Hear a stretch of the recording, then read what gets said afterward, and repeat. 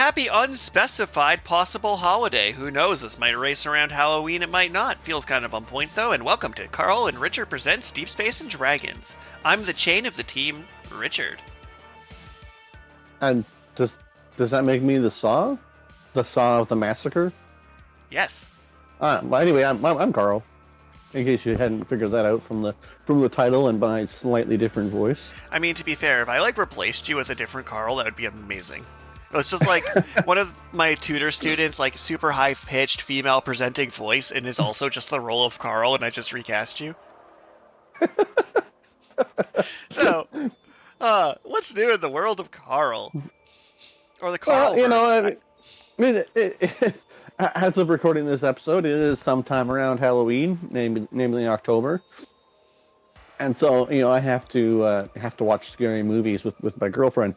You have to. There's no. You have to. It's forced. Got it. Continue.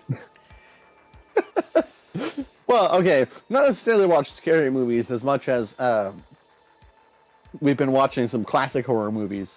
So we watched the original Scream, which came out in 1993, and the technology's a bit dated, but the script and story were ahead of their time. That movie was great. And then we went to 1983, which was the original Halloween movie. Halloween. Yeah, I don't think your music was on point there for Halloween. Really? Night Before Christmas, Halloween? Anyway, continue. Okay. Well, Nightmare Before Christmas, that is also a classic that I'll probably end up having to watch. Although, is that a Christmas movie or Halloween movie? It made it into our Johnny Depp episode. But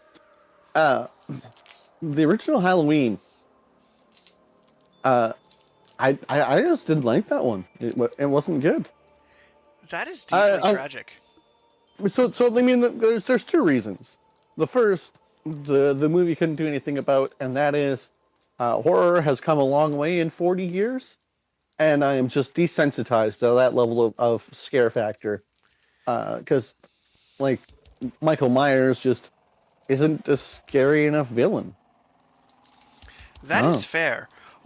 So I don't go super deep into horror because of my dislike of biology, where it's they like to make torture porn and horror very interchangeable, and I get super grossed out super easily from anything biological in nature, which is why Dr. Vlad is a truly ironic name, because I'd have the powers of philosophy.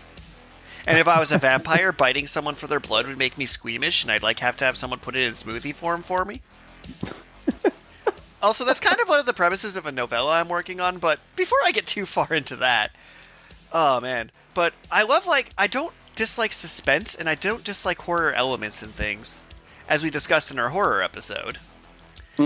But to follow up that directly, with our episode topic of Chainsawman, they put in squeamish things that should be gory, but also, it's so funny.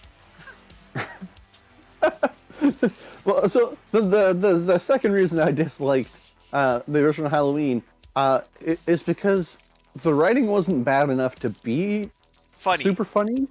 It wasn't like I could go back and watch it and be like, oh, all these characters are so dumb, because it's no, it was just in the 80s, you just didn't lock your doors at night. It was the 80s. Oh, I think I told you when we were in Calgary and a random woman and her dog walked in thinking we were having a party and was trying to get free beer, and we were just playing Risk. Yeah. So yes, in the 90s we just did not lock doors. That is a fact. Yeah, even into the 90s, it wasn't really until the 2000s when doors were. It's just everybody has to lock their doors at night because there's scary things out there, possibly caused by these old horror movies. Possibly, and then so it's just the movie wasn't dumb enough to be funny, but it also nobody had a character arc. The character arc was a straight line. Yeah, it was just a completely straight line, and particularly Halloween 1, which was... Okay, Halloween 1 was released in 1981, and it just ended. It wasn't even a complete movie. And then Halloween 2 picks up exactly where Halloween 1 left off, and it was definitely it's just kind of the same thing, but more. It's hey, would you like movie? How about more movie? It'd be like if they offered you a apple cinnamon icing pizza after you had your pepperoni pizza. That's great. But if they offered you a pepperoni pizza after your pepperoni pizza, you'd be like, but why though? Yeah. But so I mean that's basically what's new with me. And I've been watching classic horror movies. That's a pretty solid what's new. What's new with you, Richard? So, as I've mentioned, I've been working from an office now. I have an office. I literally just walked and said this desk is mine and no one's fought me on it. Like, a couple copies of my book just live on my desk. I've started putting artwork on it. Like, no one actually gave me this desk. I just claimed it, and because I wear a button-down shirt to work, they assume I'm some sort of professor or something, so no one ever actually stops me from doing things.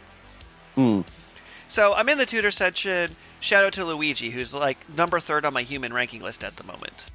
Because he's the 4th-year creative writing publishing tutor, and he's on the other side of my cubicle. Like, there's like a little partition between us. And his super useful knowledge of information, you know, having someone who graduated your program in shouting distance is really handy. But also, it adds the joy of having human beings in the workplace again. So we were doing what any sensible people would do when it was me, Luigi, and our person at the front desk, is we were discussing the Star Wars movie. Luigi starts with hot take. Star Wars Episode 4 is a terrible movie.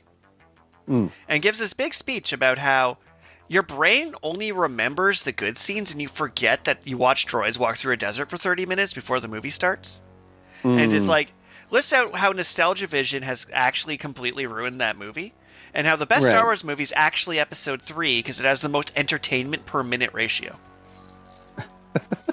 And the thing is, we did our Star Wars podcast, and I was mentioning to him our podcast. I'm like, you know what? I think me and Karl acknowledge there's huge glaring flaws with Episode 3.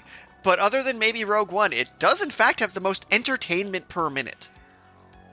Yeah? So, that's setting the scene for this tutor center. But the incident I want to tell about, which is newest for me, just ignoring all the actual fun events. Like, I'm planning a ball, but no, that's not the story I'm telling right now. The story I'm telling right now is the boobies incident. So, our tutor center has a full-time English tutor, a full-time math tutor, a Richard who just stole a desk, and a couple other people. The full-time English tutor was like, hey, everyone remember putting 8000085 in your calculator? And then I giggle because I'm 12. And then the math tutor's like, I don't understand. So, a whiteboard was involved, Karl, as he was trying to explain that numbers can represent letters. And if you put in these numbers and convert them to letters, what does it spell? So after like a half hour of me killing myself laughing as he's trying to explain to this highly intelligent mathematics expert the joke. It just says like, he like types in the numbers, looks. Now that we've explained like how they look in this format, he's like, heh, boobies. And that was the payoff. The payoff of half an hour of like, so sometimes numbers can represent letters, and sometimes I'm like, oh, that's the English department, the math department's different at its finest. Was, heh, I get it. It was just such a, it's like, these are all like 25 to 30-year-old skilled intellectual straight A students doing the calculator boobies joke, and it just broke me. Because, like, there was 3 people on the math side trying to figure out what Luigi was saying, and the 3 of us on the English side just dying. Because, of course, we've never used a calculator for math. We used it to type words, because we're the words people. And, of course, they've never used it to type words. They're the math people. And it was just so good. I'm still giggling, because it was just so academically serious. Like, okay, so like words like symbolic representation were used in this explanation for the boobies joke. It's pretty great. Like, my face hurt from laughing. So it's like, life is great. Like, a lot of people were very hesitant to go back to working in reality. But turns out, if you go to reality and you have fun people around you, I missed it. Yeah, it's definitely good to have people around. And with that, let's get into our main topic. So first off, Chainsaw Man's getting an anime. Chainsaw Man deserves an anime. Also, how did Chainsaw Man get published in Show and Jump? I do not understand. Well, I mean, it's probably actually like the same thing that just happened with your boobies example, where there's just not enough of that style of humor. And so it actually stood out as unique because of the premise of the main character just wanting to touch boobies. Well, that's the thing is like, A, that story blended itself perfectly, but B, it's not that this manga exists. Because I've seen lots of mangas exist that are like, womanize this, sexualize that. Like a main character in an anime or a manga's goal being touching boobies is actually really common, disturbingly so. What's shocking about Chainsaw Man, though, is it's not creepy or offensive somehow in a series that opens with a character explaining that they sold one of their testicles to pay for rent. So our protagonist of Chainsaw Man, Denji, is just like, he inherited their dad's debt. I'm like, okay, I've seen that trope before, sure. He sold a bunch of his organs. Okay, this is getting real dark. And he's working for the government, and his dream is to put something on the bread. He wants jam or butter or honey on his bread sandwich. And it's like, that is the saddest goal I've ever seen. Oh, you sweet summer child. And when we start heading towards his, like, aforementioned booby goal, there's nothing gross about it because it's like, I want to try a relationship. You know what? I have money. I have a house. I promised my spirit animal chainsaw friend that I would try and live out my dreams. But he needs consent. He never goes for it. He has superpowers. No, he needs someone to give him permission to do it, or it means nothing. And that is why I respect Denji. Yeah, and then he achieves his goal, and he's like, well, that was unexciting. And then someone's like, well, yeah, because you got to get to know the person before it becomes intimate and real, like, before it actually becomes really exciting, because if you're not intimate, then it's not worth pursuing. And that's what's so crazy about the series, is it's like, it has gross-up humor, dumb jokes, people being horribly, horribly murdered. Plot armor does not exist. Like, a person ripped their own body in half to send a ghost to kill a flesh golem that had them trapped in an apartment building. But it's decided to drink its respect woman juice. Which is, like, the most surprising part of this, is, like, his goal just specifically requires consent, and they stress that if the person's not interested in you in back, it's not worth pursuing. And I'm like, is this feminist somehow? Didn't the character just rip off another character's head to use as a whip? How is this pro? Like, how does this have a good core values in this nonsensical murder fest? I don't understand. He's literally drinking their bloods to grow chainsaws that painfully rip out of his body to murder giant wasps that steal human bodies. And it's like, but your core message is actually somehow pure? Well, yeah, I mean, it's pretty interesting because like the main character is 16, right? But then he's never gone to school because he inherited his father's debt, and so it's like he's dumb as a rock because he's really never gone to school. Because he should be. But it's like, yeah, he's exactly as he should be. And then when someone like is nice to him, and they're like, hey, you know, like, maybe we could go to school together sometime. And then they, like, go and do stuff in the classroom. It's just like, it's like this clean, wholesome fun, and until obviously it turns out that person was a devil and tries to blow him up. But also, and this is worth noting, like, Denji's not nihilistic about it, because he's like, yeah, school could be fun. I'm going to blow you up. It's like, oh, I was having a great day. Damn it. Like, that's, like, he's not like, how dare you betray me? You broke my heart. He's like, oh, man. Boo! Boo this! Like, Denji's a great character. Like when Denji's hanging around with Power, the demon who joins the squad just cause why not, whose entire motivation was to protect their cat.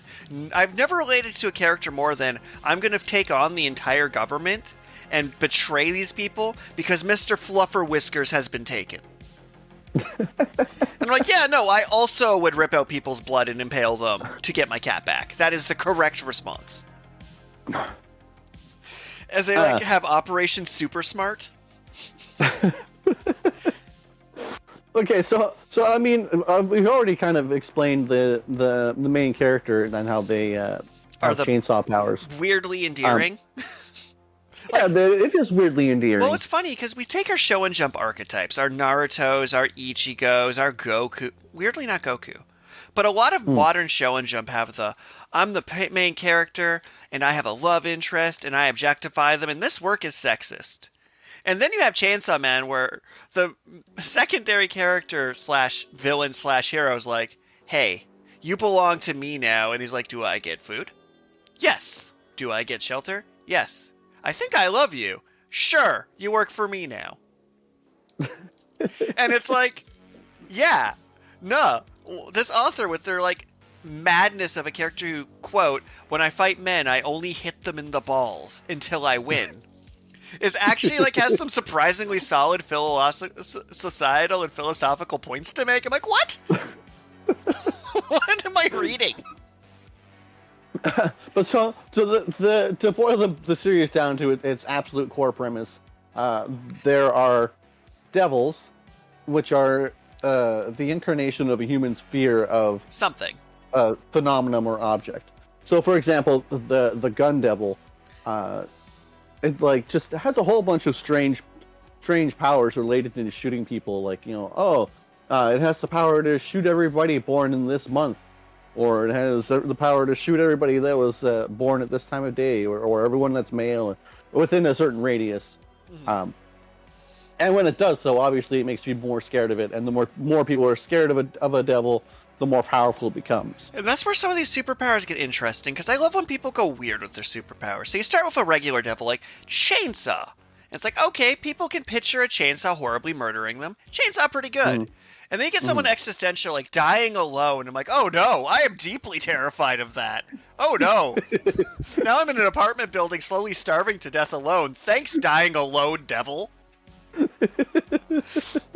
Or the war devil. It's like, yeah, people are afraid of war. Yeah. They weren't as afraid until the gun devil did his thing, and now, like, the US and Japan are, like, having a Cold War in the background. But now this is a very serious threat. And it's like, oh man, like, is there like a dab devil when a bad video comes out? It makes you uncomfortable. The clown devil, how dangerous are they? And I'm like, this is just, it's like, it starts, like I say with most anime, it's a Bleach. It's character with sword adjacent object, kills monsters. Like, that's just like the Bleach archetype. But then it's just like so funny. And it's just so out there and so not PG-13. But so then next, after devils, you have fiends, which are the main character is a fiend because he is part devil, part human. His heart literally got replaced by the chainsaw devil, which is an adorable poodle. An adorable poodle with the chainsaw horn. Oh, Pucciana. But like Denji reaches the end of his usefulness for the gangsters that are literally body part harvest him. Yeah, they like chop him up into little bits and throw him in a dumpster, and then the pact that he made with this little chainsaw devil dog that just wanted to be hugged, and in exchange for being hugged, wants Denji to show him his dreams. So his pact with the devil is like, live your best life, and I will enjoy watching you live your best life. So, like, Chainsawman, despite being, like, clearly super dystopian, is, like, weirdly wholesome at its core, because the character's motivation is to live his best life to make his dog happy. That's the actual core premise in the mission statement of this series, which, oh, man. It's like, the person who loses a chunk of their skin every time they summon a wolf who cuts their lifespan down to avenge their dead parents are in the same series as, I just want to toast bread one of these days. Well, yeah, and like that character ends up letting the future devil live in his eye because the pact is that the future devil will help him achieve his goals as long as he gets to live in his eye and see that the horrible future where this character dies in the worst possible way. So it's like, yeah, so people are scared of the future, and then there's a future devil that just like people just make pacts with these devils. But people who make pacts with devils aren't necessarily fiends, because the fiends actually like sort of take over your body. Yeah, so most fiends are like devil head human body, but Denji's devil heart human body. And so he keeps his humane traits. Mm-hmm. Which for Denji, his humanity is like in air quotes. Yeah. Like he's like, I can have a bath whenever I want. What am I, a billionaire? just so happy with simple things in life because he's been living his life destitute. And to like spoiler the entire plot arc without even talking about it, you get to the second act, and we have Denji just straight up telling people he's the Chainsaw Man, and he gets called up by the government. Like, why are you telling people you're the Chainsaw Man? He's like, because I'll get a girlfriend that way. So the idea that Peter Parker goes around like, hey, did you know I'm Spider-Man? Because his logic is, well, if they know I'm Spider-Man, they'll want to go out with me because I'm Spider-Man. Is literally like. Also, Batman's exact move, he just puts in extra steps to be like, I'm sure I trust you? Yeah, I'm Batman. But no, like legit, he's like, oh yeah, why are you doing this? Is it for truth, honor, justice? Like, no! But the sad thing is that nobody believes he's actually Chainsaw Man. But that's the bit! Why would Chainsaw Man just say I'm Chainsaw Man? That's just idiotic, right?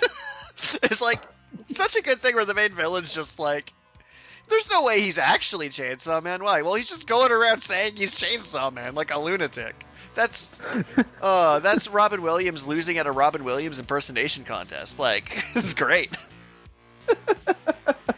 And then Power was great. The Fiend who's just like, well, I like cats and people kind of suck. Because Power and Denji share 2 brain cells total. And it's just all their interactions are amazing because neither of them has any idea how to be a person. Well, I mean, so yeah, Power is the Blood Fiend, or the Blood Devil took over a person's body, and now is forced to work with the public safety. We'll just call them the CIA. They're the CIA. Yeah, because I mean, like basically they just go around doing covert missions to or keep the the world safe MI6 from or the devils. MI Men in Black. You know, the guys. The acronyms. At least they're nice enough to give their characters suits. So in anime, they love to dress up characters in different outfits. I'm always a sucker when their outfit is literally just a sharp suit. Yeah, and again, keeping in with the feminist themes, the women also just wear suits. Because that's what you would wear. You don't wear high heels to fight a monster. Unless you're weaponizing the heels like my boy Samurai Jack. My boy. Someday I'm going to play a D&D campaign where my character is just Samurai Jack, because it's just such a great premise if you just get yeeted to a fantasy setting, and you're just trying to get home so you don't get murdered by demons, your family doesn't get murdered by demons, and you go place to place solving their problems. Peak D&D character. Also, I'm all about them Kensei monks, partly because they're bad. They're bad? They're bad, but can be good. It's a whole thing. If I start explaining my logic for why I'm building a Kensei monk hippo gunslinger, that's a 40-minute episode of our podcast. Yeah, I mean that is fair. Right now we're talking about Chainsaw Man, who also would be a great D&D character to build because his goals are so simple. He'd be on board for any party. Like, hey, why'd you become an adventurer? Food and shelter, baby. Living his best life. Just living his best life. I think I'd make him a Path of the Beast barbarian, weirdly. Like, he'd get, and I'd make the animal claws that gives him chainsaws. Yeah, I guess there aren't any warlocks that let you, like, partially transform yet, are there?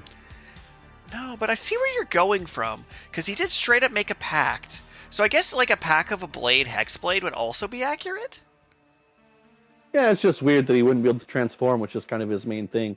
Where, like, the Path of the Beast, you could definitely do the partial transformation. That's actually such a fun build. Warlock 3, Path of the Beast X, where you're like, you go exactly enough Warlock to give you, like, some evocations and let you do the extra charisma damage with your attacks, and then just chainsaw murder.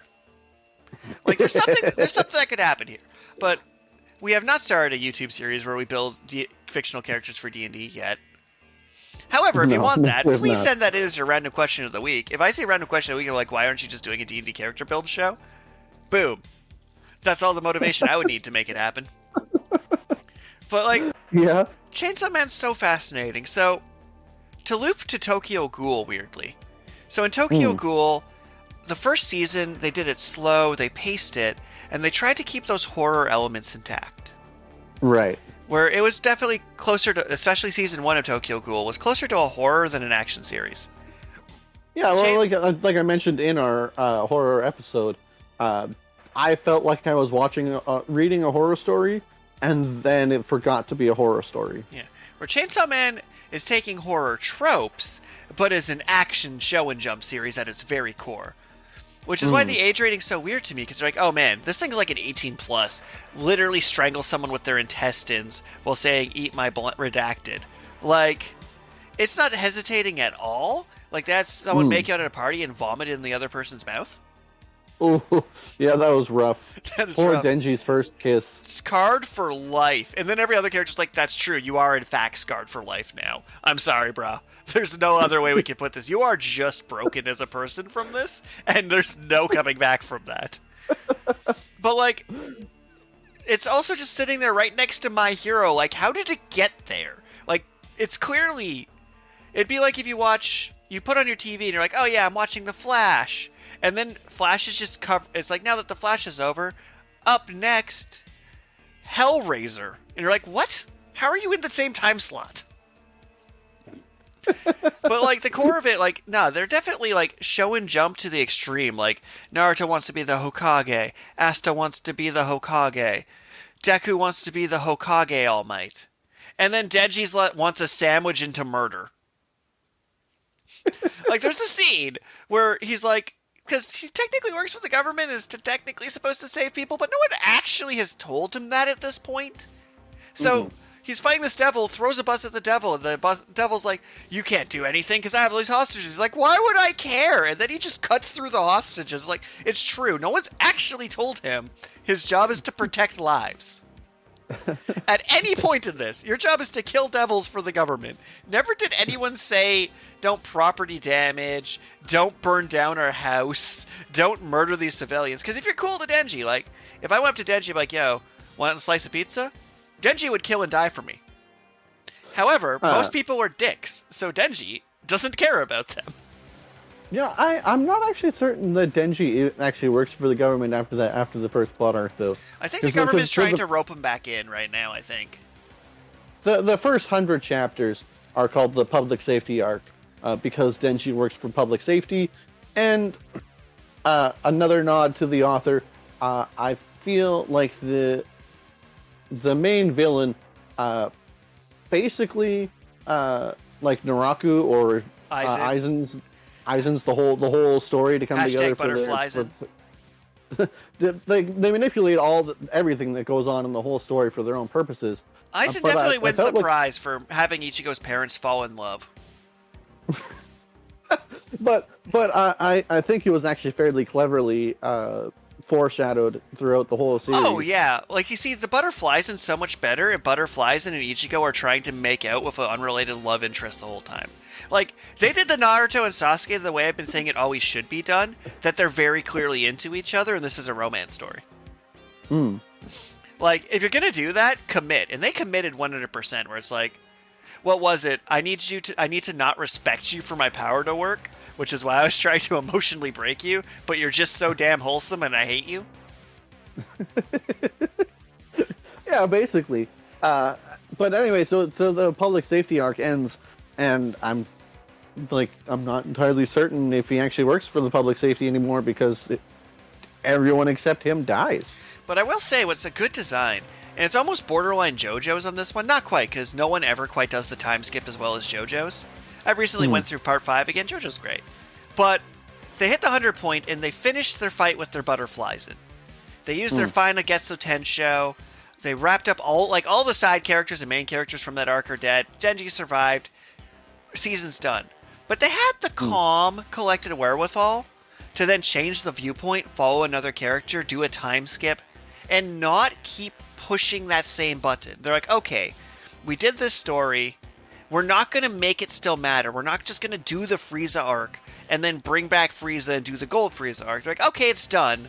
Let's move to the next chunk of show. Actually, Dragon Ball is a good example of them doing that well.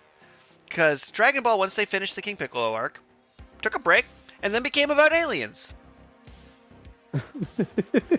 And I like when a show doesn't try and force the same villain because they're popular to carry through the entire show forever. Like, sometimes you just need to actually let your cast thin. And Chainsawman did the opposite of Bleach. Bleach, let's just keep adding characters and never have them die. Chainsawman, let's just murder everybody we don't need for the story. Like, in a brutal fashion. They're like, yeah, this job has a terrible death. The best part is there's characters who don't get murdered and they just quit. They just retire. They're like, yeah, half our squad just is done. They're done. After being locked in that building with no food for a week, trapped in an infinite loop of suffering and despair by the Eternity Devil, they retired. They're done. They did not go back for more because they're not insane. It's almost like a plot point where they're like, yeah, everyone in this division is insane. So if you're not insane, go just home. Quit. Go home. But the best part is in the characters to have the show and jump trope of, nah, I'm going to man up and do this. They're like, you're right. I do love my family. I'm out. And that's what made the show so endearing, is even though I don't really normally appreciate graphic murder saw nonsense, I can get behind a core main character with sensible goals who actually has consistent morals. Because, yeah, that's the thing. It's like, wow, I didn't realize this first watch through. Denji is all about that consent. Like, nothing is like, it doesn't his immature antics don't mean anything to him if it's not, like, given to him and he's earned it. Like, because if you think about it, he could have just not tried to pay back the debt, not do this. Like, nah, Denji is lawful evil, I think, as his D&D alignment. Like, yeah, I'll murder people for a sandwich. I have no problem murdering these people for a sandwich. But if I don't follow the correct channels, I'm not going to do it. But he's also, like, doesn't have a governing system for him. He's a lawful evil character with no structure. Or maybe he's lawful neutral. Actually, it's hard to... Neutral evil? The lawful's important, I think, to his character. Because, like, yeah, he's almost always following orders. Or doing something because he said so. Like, his core motivation is he promised his friend he would do this. Right. So he's not chaotic. He's just dumb. He's like, maybe we were wrong and his actual class is paladin. And he did an oath of living his best life. Like, he might be an oath of living my dreams paladin. But yeah, all in all, Chainsawman, great. Good stuff. And I think that's how I'm going to wrap it up, is all in all, I enjoyed it. There is some trigger warnings, but a weirdly solid core. I was definitely expecting, it's like my memory distorted. I expected it to be one of those shows where I'm like, yeah, this has some, like, questionable content. I'm like, the core content's not actually that questionable, despite face vomit. And it's so funny, but so violent, but then, like, still wholesome somehow. Like, there's the bit where he's like, the one person gets drunk, he's like, I'll give you the first kiss. Oh, want to hook up together? He's like, nah, I'm good. And she's like, good, because that would have been inappropriate in the first place, because you're like 16 and that's not okay. And I'm like, you're right. You're right, Chainsawman. That would not be okay. Surprisingly good series. Surprisingly self-aware. It's like, a lot of things I'll read, I'll be like, this is deeply problematic if you were inspired by it. I'm like, this isn't, but it should be.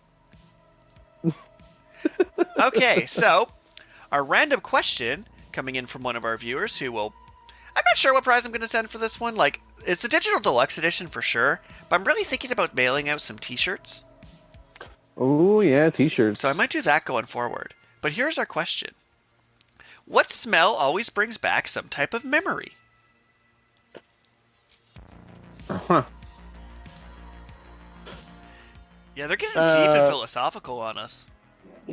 Well, okay, so I mean, like, there is a psychology thing where smells are often most strongly linked to memories. Oh yeah, and I will say, my grandparents, their house when I was younger, their house they had like mothballs in their basements to like in like cabinets and stuff to, I don't know, stop moths from eating their clothes.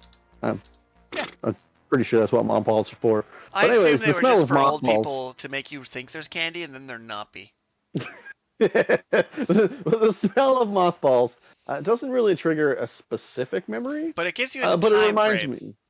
Yeah, it reminds me of their basement where they had like a pool table, and then it's like we're little kids, we don't know how to hold the pool cue, so we're like throwing the balls on the table, and then you accidentally get your fingers pinched.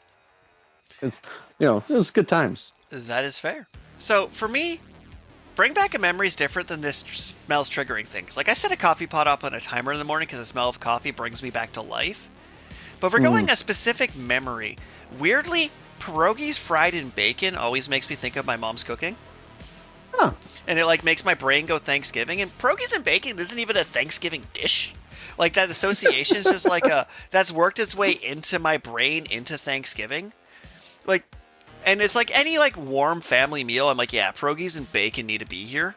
So when I did Christmas dinner when my mom visited, I made sure there was pierogies and bacon, because that smell triggers like, oh yeah, we're gonna have a large meal that will make me collapse afterward. As people pass, not really. There wasn't a lot of, how they always talk Thanksgiving about like in relatives and in-laws bickering. That was never really my case growing up. It was more like Thanksgiving and things would be like a 4 people to 6 people affair, and it'd usually be like just eat a bunch of food and then sit on the couch and watch Stargate or something. It was great.